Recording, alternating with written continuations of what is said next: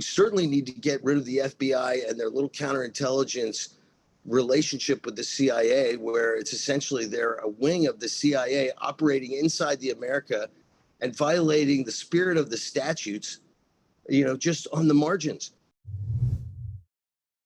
The raid on Trump's home in Mar-a-Lago has set off a bomb in America. It's also been recognized around the world.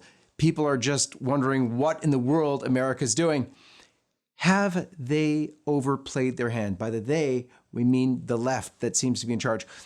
For a long time now, our own Jack Maxey has been telling us all about the corruption in the FBI, about the corruption in the CIA. Never before have we seen it so clearly. Has the public been given an inside look into this massive corruption? You have Kari Lake, nominated for governor in Arizona, saying we're going to keep the feds out. Is this the start of a reformation of America to bring back freedom to, as they might say, make America great again? We're going to talk about all this now on Faith and Reason. Stay tuned.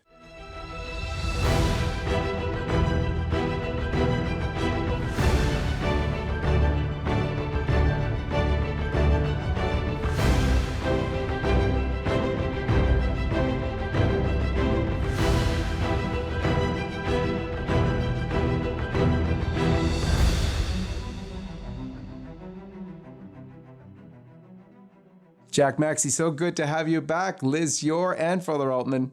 Once again, a week of momentous things to discuss. Yes, always. Always. Father, if you can launch us off with a prayer, that'd be awesome. In nomine Patris et Filii et Spiritus Sancti. Amen. Heavenly Father, it is indeed a week of momentous changes that appear to be coming faster and more furious. As the world collapses all around us, let us see your light in the midst of all this darkness.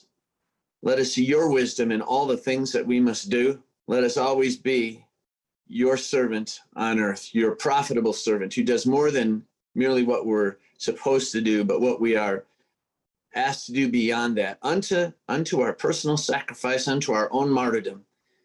And we ask for this grace, as always, in nomine Patris et Filii et Spiritus Sancti. Amen. Amen.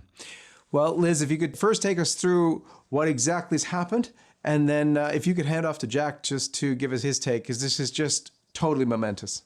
It is momentous, John Henry. On Monday morning, as the world knows, August 8th, 2022, the FBI executed a search warrant on Donald Trump's personal home at Mar-a-Lago Resort in Palm Beach, Florida, as part of an investigation into handling the presidential documents, including so-called classified documents that may have been brought there. What we know about the raid thus far is that we know that President Trump and his lawyers have been negotiating with the National Archives and Records Administration about these 15 boxes that were packed by the GSA, the General Service Administration, when President Trump was leaving the White House. These are personal documents. There is an allegation by the National Archives that these are classified documents that were taken and belong in the National Archives.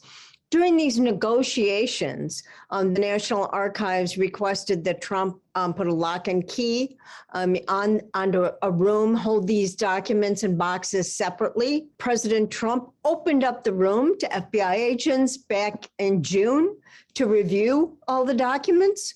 The negotiations were going back and forth, and they were accommodating the request to look at the documents. And then suddenly, this past Monday, there was an absolute unprecedented attack, raid on the president's home. What is especially onerous, I believe, is that this search warrant, first of all, was initially not even shown to his lawyers. They had to insist on seeing the search warrant. The search warrant was signed, by the way, by a federal judge who, a magistrate who was representing the Jeffrey Epstein clients, his clients, his employees. So there's a connection with Jeffrey Epstein. In fact, this judge was initially an assistant U.S. attorney in Florida working on the Epstein case, resigned from the U.S. Attorney's Office, went to work to represent these individuals as a defense lawyer, and then in 2018 returned to the federal bench. It was not a D.C. lawyer. Now, this is a D.C. judge. This is a little inside baseball, but it's especially curious that this particular magistrate would sign this warrant. When these 30 FBI agents, fully armed with long arm rifles and guns and backpacks, entered into Mar-a-Lago. They not only went through all of Melania's closet, all of her clothes, they cracked open a safe. They brought a safe cracker with them to enter into the home. They not only went into his office, not only into the room where the 15 so-called boxes, which were the subject of this investigation, but they went through the entire house, private offices, in the home, in her closet. It really was nothing short of a fishing expedition. What was also, I think, pernicious and very troubling is that at the request of the FBI, they demanded that all the security cameras in Mar-a-Lago be shut off. So essentially, there is no documentation on the part of the Trump team as to what was taken. It is not paranoid to suggest that the FBI may plant evidence. I mean, first of all, the dossier by Christopher Steele, the phony dossier, is nothing but planted evidence that was used for 4.5 years to harass Trump. That was the subject of 4 false FISA warrants themselves before the federal court, the FISA federal court. So to say that they are not beyond doing something like that is just to be naive. But again, President Trump said, in fact, this morning that he was concerned that evidence was being planted. He has said time and time again, they're not after me. I'm standing in the way. They're after the American people.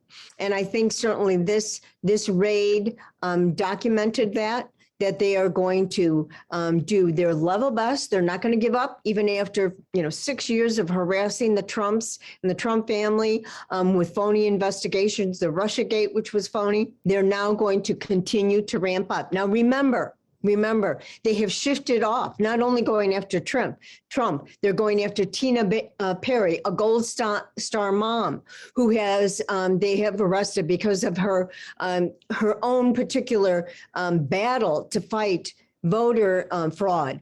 They've gone after the parents in the schools who have fought the school boards and called them domestic terrorists. So folks, in my mind, this is game on. The FBI has demonstrated that they are the Stasi, the Gestapo, that they will stop at nothing to destroy Donald Trump, to take him out of being the voice of MAGA and the voice of tens of millions of Americans. And so this is unprecedented. It's terrifying. I hope this is finally a wake-up call for people to understand that our law enforcement, when law enforcement in a country becomes corrupt, becomes a political arm and weapon against its political opponent, then we have lost the democracy. We're nothing more than a banana republic. And it's here. We've got to look at this with clear eyes and be aware that our government has become our enemy. And so, Jack, you have even further insight as to your analysis of what this raid on President Trump's home, which has never happened in the history of the United States, means for America, for politics in general, and for the country going forward. Well, going back to what John said at the start, Carrie Lake saying that she may keep all federal law enforcement out of the state of Arizona. That's a start. I've been saying this for nearly 2 years, that we have to elect constitutional sheriffs, people that will start bringing back the law enforcement to the local jurisdictions. I do believe that much of what we're seeing happening right now is because of a kind of chaos that has set in inside these alphabet agencies. I'm talking about the Department of Justice. I'm talking about CIA. You note that Bill Barr is clamoring that we get an independent prosecutor. I think that is a very bad idea. I do not want an independent prosecutor. I want open hearings on the floor of the House and the Senate that the American people get to participate fully in. A independent counsel at this point is just another arm of their cover-up racket. It should be obvious to the American people that the FBI now is more interested in protecting themselves from being exposed. And the big tell for all of this goes all the way back to the 19th of October of 2020, when Brennan, former director of the CIA, Clapper, former director of National Intelligence, Hayden, former director of CIA and NSA, and Panetta, useful idiot of the Democrat Party, former director of the CIA, and 46 others signed that letter declaring Hunter Biden's laptop a fabrication of Russian intelligence. This put a lockdown on any debate concerning the discussion of the Biden crime family or anything else. Now, you have to understand, all of their criminal activity was abetted effectively by CIA, State Department, Department of Justice, FBI in particular, because they can't claim they didn't know about the things that they were up to. So by acts of omission, they have committed criminal acts. And they are now in the situation where they are trying to defend and protect themselves from being exposed. This is no longer about the Bidens. This is about former directors of the CIA, their minions inside there. I mean, I find it interesting to see Pompeo and Barr come out clamoring now for independent counsel. We don't want one.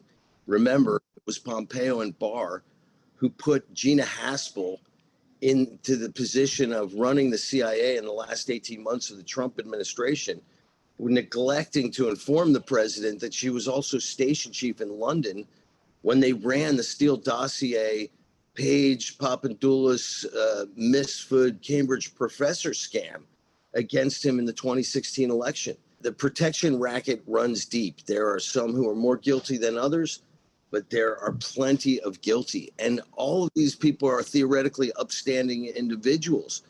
I've said it many times. The Son of God was betrayed for less than $300 in today's money. These people value their lifestyles and their reputations, and I believe they're starting to make errors. I think we're going to see more chaos. I think the cover-up is always the point where things go off the rails, and particularly because people begin to act selfishly. It's no longer a team effort. It's every man for himself. If you guys can give us a sort of 10-second summary of the Steele dossier so everybody knows what you're talking about, because I know it's such recent history for you, but for many of our viewers, it'll be like, what was that again? What's it all about? Give us a summary of that. The Steele dossier was opposition research paid for by the DNC and the Hillary Clinton campaign that alleged that Donald Trump was a dupe of the Soviets and alleged all sorts of crazy things like prostitutes in Moscow and shady dealing, and all of it found to have been complete nonsense. But this was all created by a guy named Christopher Steele, former MI5, MI6 guy from England, done a lot of contract work for the FBI, CIA, notably was kicked out of Moscow in the late 90s because his cover was blown. I think he's been a dupe ever since. This was run out of the London office of the CIA. And so when I say that Chris Steele, and there was a Cambridge professor who was trying to dupe Papandoulos and Page. There was a Turkish guy named Misfood. I've spoken to many people who worked for this guy in the past. He's a scumbag. There was also the Steele dossier, right, was created right in London. Well, Gina Haspel, who becomes head of CIA in the last year of Trump's administration, was the station chief in London when all of this was being done. Don't tell me she was not aware. She was aware. And how is it that Pompeo and Barr recommend her to replace Pompeo? Like, they didn't know? I mean, we found out later that Bill Barr had worked effectively for the CIA for 21 years, 8 years as an analyst. They sent him to law school, and then he spent 12 years as a outside counsel to the director.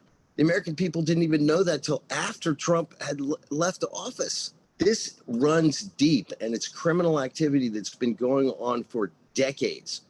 I mean, the stuff that I heard concerning Strzok and Comey and Free dating all the way back to the mid-90s before they kicked Free out early because of the Hansen scandal, which was inside the counterintelligence office at the FBI. These are the guys who've had it all this time. Remember, we just saw the FBI director testify last week, and he wouldn't admit that we have the laptop, right? He just said, I can't comment on an ongoing investigation. The reason he can't admit to that is because it's very clear. They never filed it into evidence properly in the first place. And to admit to it and have him reveal the 302s will reveal the initial crime. And when he says it's at the Boston FBI office, what he really means it's at the FBI counterintelligence office in Baltimore. This is exactly as I've said it was for an entire year. And the cover-up should horrify the American people. And for the Catholic Democrats out there, old Kennedy Democrats are still plugging away. You were betrayed utterly by the FBI because they got this thing in December of 2019, before the first impeachment and before the Democratic primaries.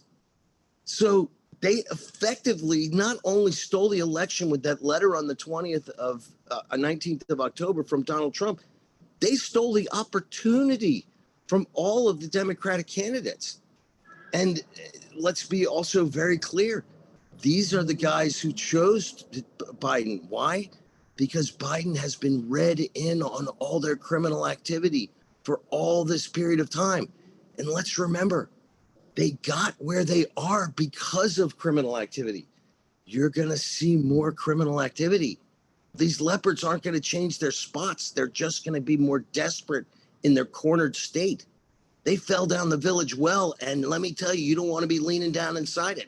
To make that connection, and I think it's very important with this Steele dossier, that document was used as the basis for FISA warrants to go in and spy on American citizens. And just for clarity, what is FISA? FISA is the Foreign Intelligence Security Court. It's a special court. There is only one side, that's the government side, because of a highly classified foreign intelligence court. And so the Department of Justice with the FBI brought in this warrant. It says a verified warrant, which means they swear that it is everything in this warrant, the information and the affidavit attached to it is true and verified and investigated. They went before a court 4 times and got a warrant to spy on Americans. They knew the dossier was phony and made up. They knew it was paid by Hillary Clinton and the DNC. And nobody's paid the price for this at all, for lying to the FISA court. And so here again, we have a warrant that they went into a highly, questionable judge who had, who had this relationship with the Epstein crime family.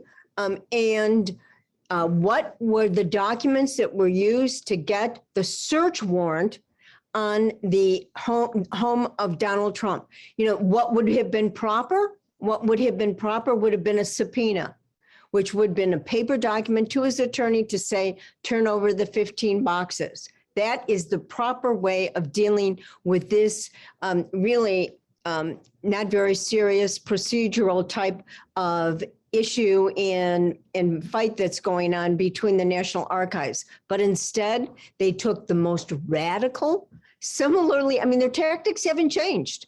They took the most radical avenue to violate the privacy of the president.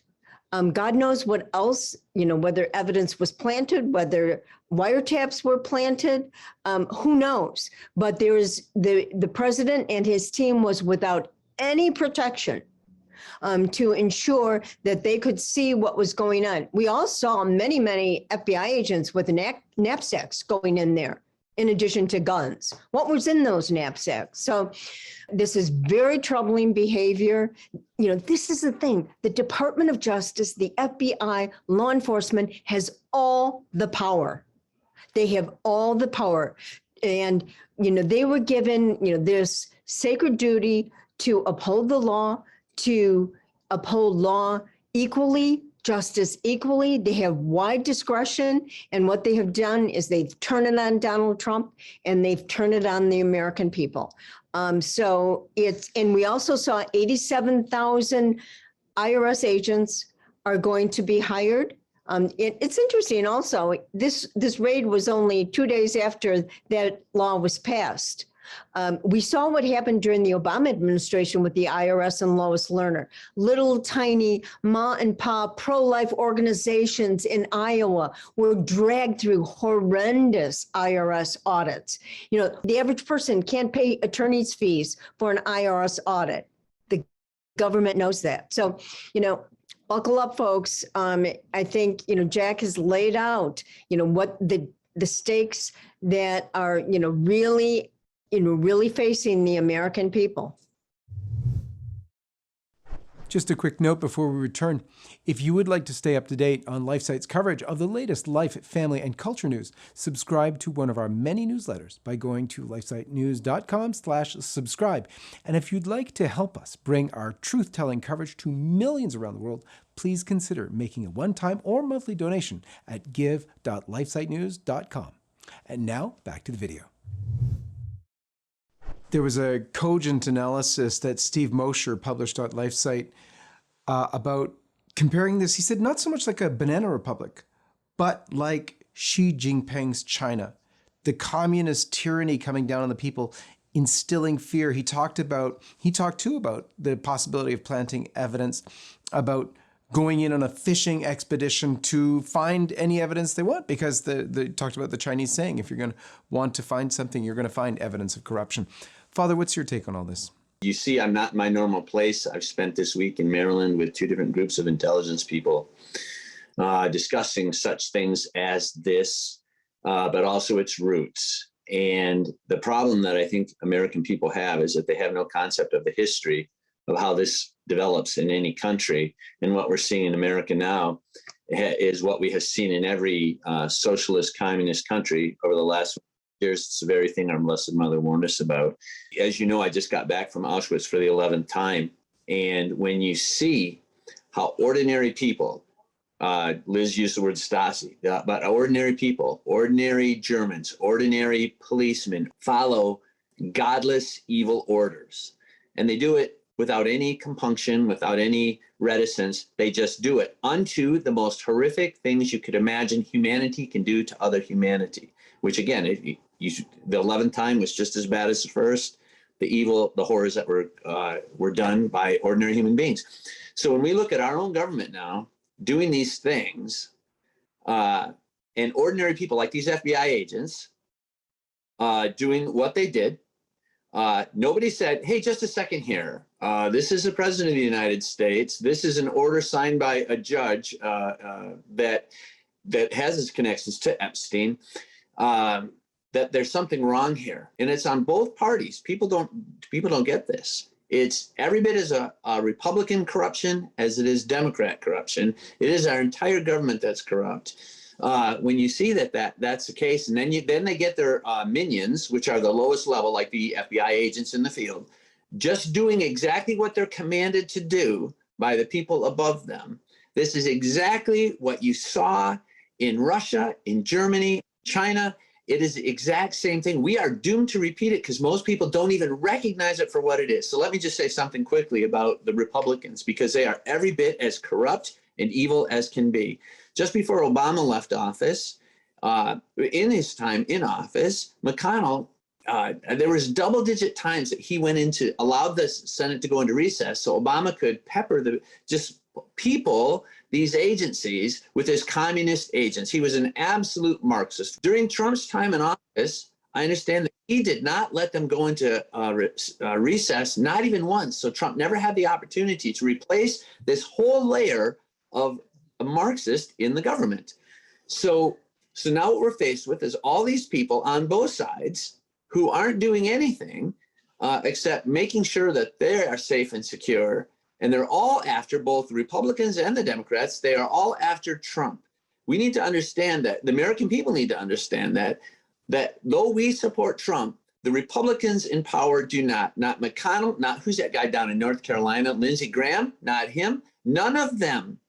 They all talk a good game, but none of them have done a thing to stop this onslaught.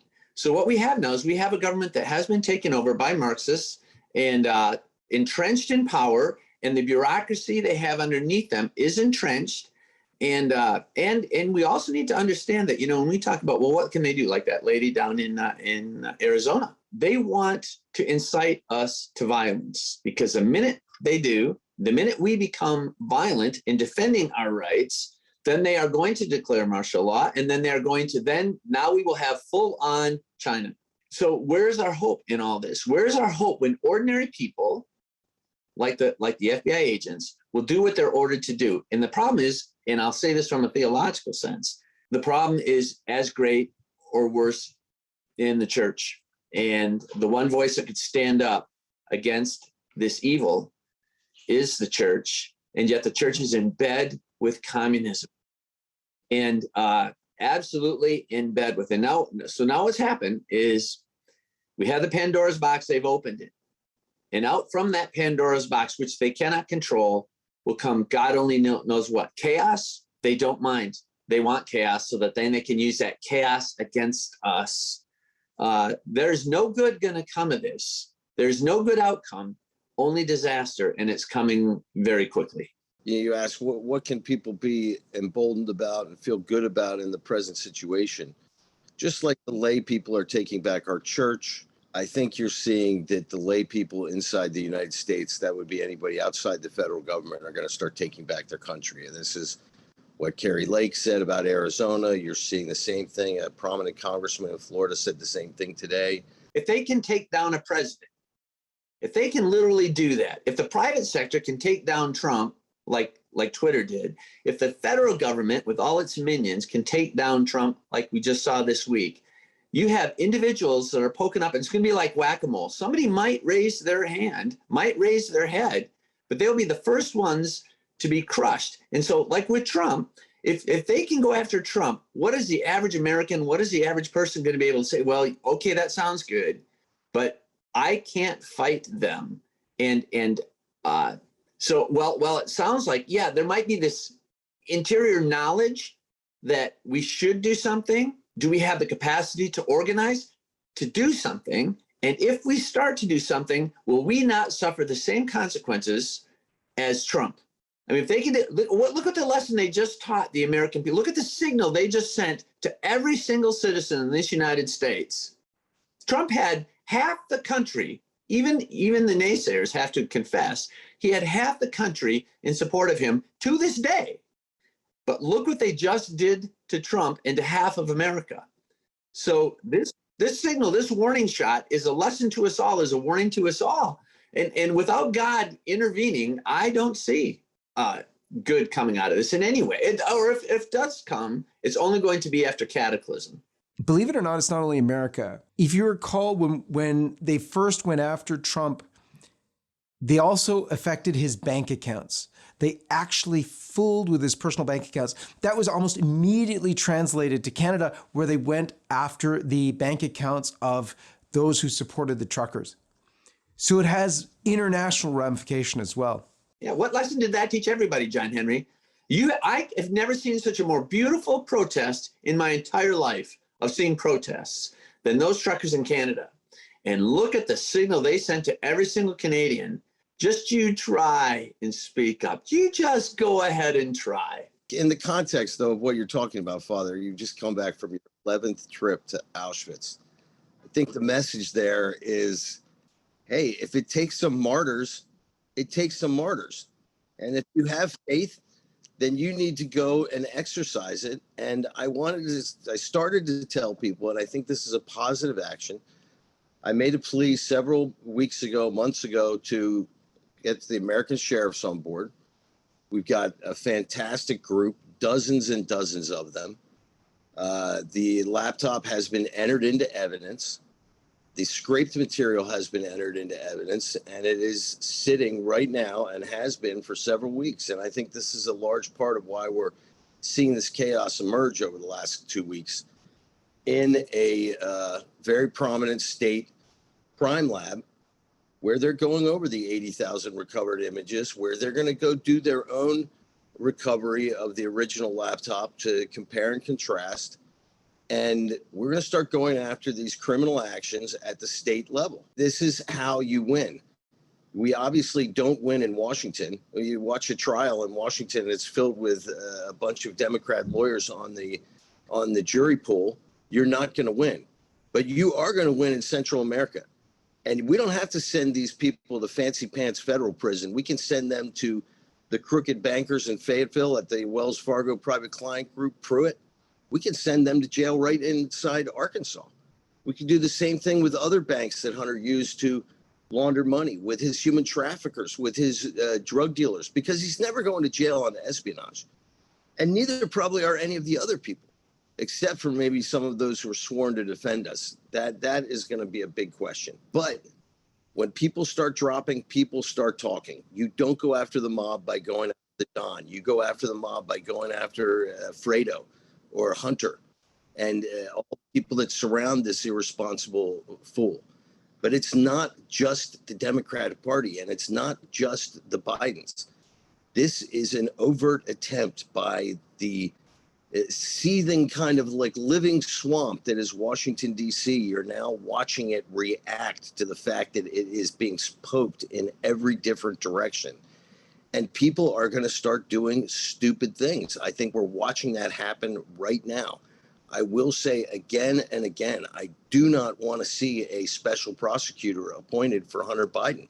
This is going to be a 6-year process. He's going to run the clock on all this criminal activity, and it's going to be a nothing burger. We need to have hearings starting in the last week of January of next year, when we take control of both houses. Open public hearings, no more redacted nonsense. And we have to have a serious debate about what is the role of the federal government in the lives of the American people and the individual states. We have a 10th Amendment, which reserves to the states and ultimately the individual all those rights that are not codified in the Constitution.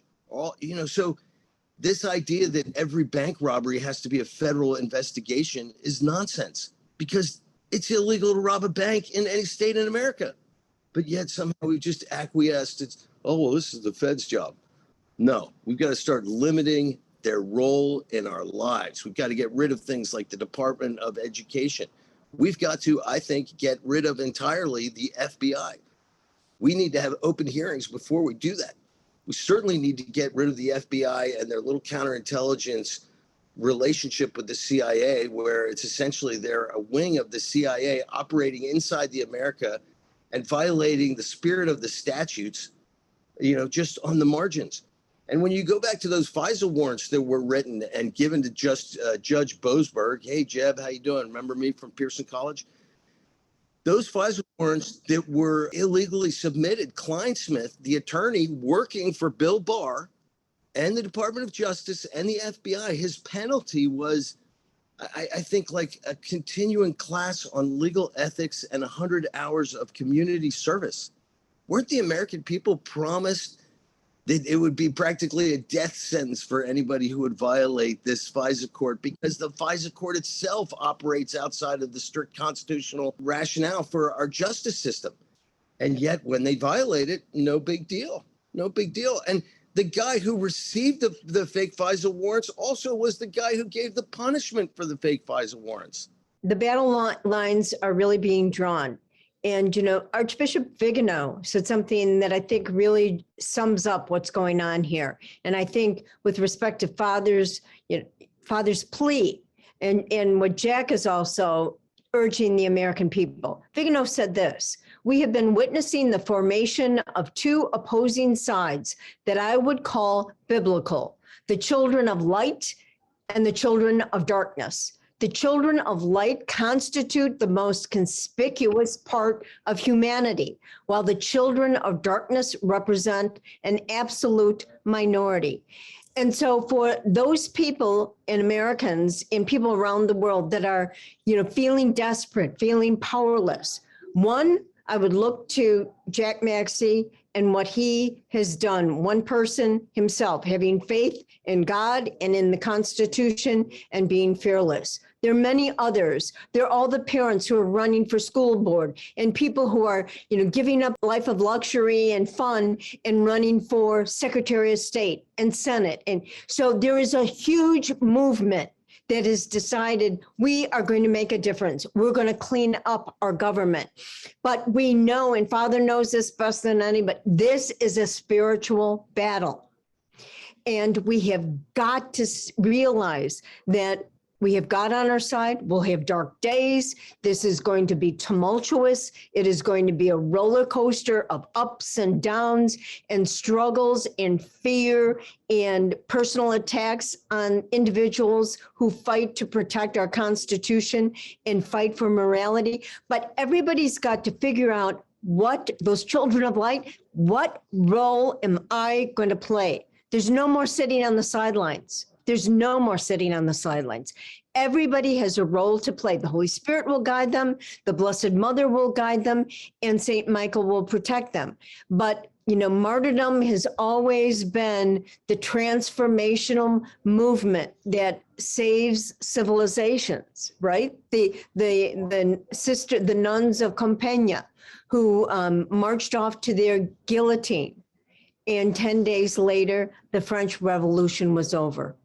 These beautiful nuns, fearless nuns who submitted to death in order to, fight for truth. So, we may not be here yet at martyrdom, but I think that as Catholics, we know the rich history of how they can transform a civilization. We've got to bring our country back to God. We have to restore morality to our country. And what's happening to Donald Trump, how can he handle this? How can he be nonstop hammering? And yet we know he loves the country and he's willing to lay down his life for the country, as is Jack Maxey, as is Father Altman, as is LifeSite News and John Henry. There is a role to play. I think the blinders are off, aren't they? I would hope the blinders have come off. I think still some people, and sometimes myself as well, don't want to ponder the truth that there always is the Good Friday before there's the Easter Sunday. So, and there's always that dark tomb time on Holy Saturday, however long that'll be in our lives. I still was operating under the illusion that if we did something now, it would stop the trajectory. And so what I'm saying to you and to people is that I'm not sure the trajectory is stoppable at this point, because the power that has been accumulated in this very organized minority can, in a temporal sense, defeat the disorganized majority every time. That's a famous quote out there. Even Jesse Jackson mentioned it.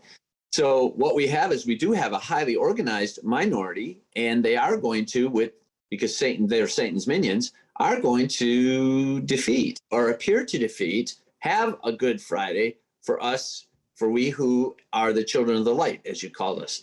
So I just want to make sure everybody understands that's okay. If that day comes when we're the nuns marched up to the guillotine, okay, our time on earth is short anyway. Eternity is a very long time.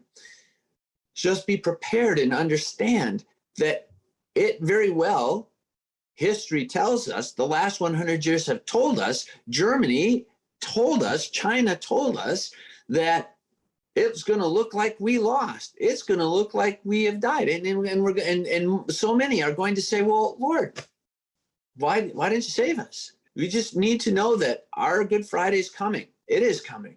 I think it is unavoidable. It is. We are beyond the point of no return. Just remember Easter Sunday. So I guess that's the only thing I temper all our discussions with, is that evil is going to have its day. And those people who allowed it to happen through their sins of omission, through their, oh, I don't care, I don't have to worry about that, I'm just going to go live my own little life as a disorganized individual, well, then the consequences come. For our failure, we are going to reap what we sowed. And what the majority sowed was they let both Republicans and Democrats get away with the murder of our country. And now here comes the consequences. So just as a Catholic or as a Christian, just remember Good Friday's coming, but Easter Sunday, we have the faith because we know that we win in the end. Easter Sunday will follow. I feel confident. I got to say, I've never felt more confident watching all of this breakdown, watching Grassley and these people being forced to confront the realities that they've known about for a year. Remember, Grassley and Linda Graham, the senator from South Carolina, both got a copy of this from me on July 8th, as did every other member of the minority on the Judiciary Committee. They're the ones tasked with oversight for the FBI. What have they done? But now they're getting encouraged because they're going to be preemptive. They're in a catch-22. This is in the hands of so many people now that there's no way it stops. And they're going to make some big errors on the way to Jericho here, but it's all coming down. And I sort of look at these actions right now as you remember when Jesus runs the swine off the cliff, right? We can't give up. And if nothing else, we got to be happy warriors, right? Oh, absolutely. I hope I didn't say anything that was contrary to what you just said, Jack. We never give up, and we are happy warriors. There will be martyrs, so be it. But what I worry about is the discouragement people will have if they don't understand that what we're seeing right here, right now, is exactly what we've seen throughout the last 100 years of history. Father, you talked about Auschwitz. One of the resistance movement that ultimately helped the Allies to defeat the well-organized German, army force that took over Europe. They were a bunch of ragtag, unorganized, average people who did their part. And there's a great story about an American pilot who was shot down, but picked up by the resistance.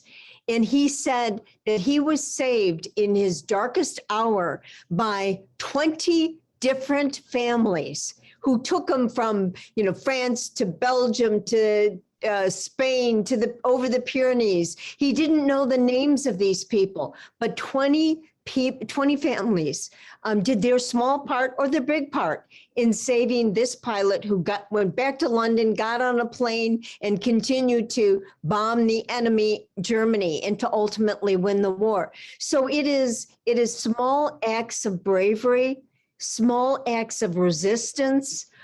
We don't really know what exactly is going to turn the tide, but all of us in our own organized and disorganized way must do our part. There's a great quote by Bishop Ignatius Kung, who was arrested by the Chinese Communist Party in 1957, spent 30 years in solitary confinement, was tortured. For many years, no one even knew. He was the Bishop of Shanghai, knew if he was even alive, and he refused to join the Patriotic Church. But when he came out and he said, I just prayed the rosary on my 10 fingers, that's all I had. My 10 fingers. But he said this, and I think this is especially appropriate for that connection, Father, you talk about. It's so similar to what's going on in the church and what's going on in our society. Kung said right before he was arrested and then repeated it afterwards, he said, if we renounce our faith, we will disappear and there will not be a resurrection. If we are faithful, we still will disappear, but there will be a resurrection. And I think that's precisely, what we're talking about. This, whether we die as martyrs, whether we're jailed for the cause, we don't renounce our country. We don't renounce our Catholic faith, and we keep fighting however God and the circumstances suggest we fight. That's actually a beautiful place to close it off on, because one of the things that we have to do is be willing to die to ourselves a little bit every day.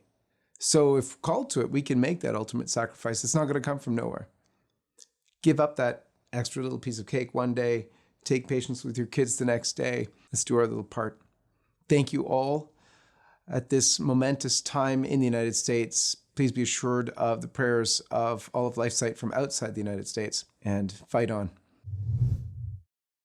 Hi everyone, this is John Henry Westen. We hope you enjoyed this video, and to see more like this, be sure to hit the subscribe button below to get all the latest content from LifeSite News.